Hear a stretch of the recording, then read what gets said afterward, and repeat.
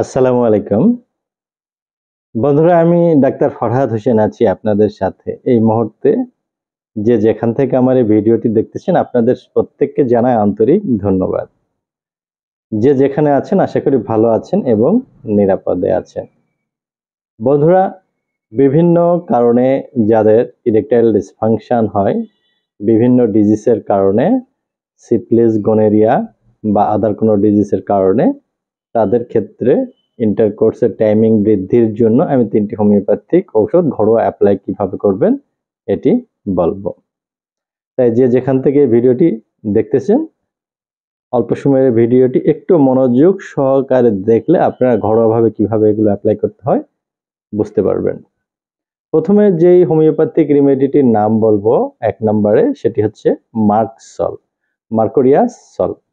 এটি যা সাধারণত সিফিলিস, গনোরিয়া বা প্রস্রাবনালীর কোনো সমস্যার পরে যদি কারোর সময় একটা সময় উথিত না হয় তাদের জন্য কাজ করে। কিছু সিমটম মাথায় রাখেন। যাদের প্রস্রাবের আগের সময় এবং প্রস্রাবের পরের সময় প্রস্রাবনালীতে জ্বালা করে পুজ নির্গত হয় তাদের জন্য এটি ইফেক্টিভ হোমিওপ্যাথিক মেডিসিন।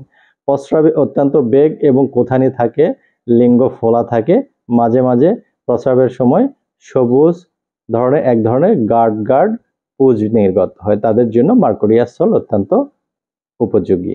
এছাড়া যাদের সাধারণত গনোরিয়ার জীবাণু ভিতরে থেকে যায় তাদের জন্য মার্কসল অত্যন্ত কার্যকরী। Number 2, homeopathic medicine কানাবিস indica, most effective homeopathic remedy.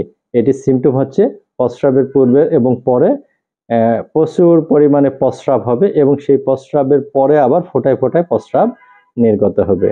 ঘন ঘন জননেন্দ্রিয় অর্থাৎ প্রস্রাব নালীর যন্ত্রণা, বিভিন্ন ধরনের রোগ লেগেই থাকবে এবং এই জাতীয় পুরুষদের কাম ভাব বেশি কিন্তু ইন্টারকোর্সে সময় কম, তাদের জন্য কানাবিস ইন্ডিকা অত্যন্ত ইফেক্টিভ হোমিওপ্যাথিক মেডিসিন। নাম্বার 3, এটি হচ্ছে প্রস্রাব নালীর যাবতীয় সমস্যার উপরে কাজ করে। এটির নাম হচ্ছে সালসাপেলিরা।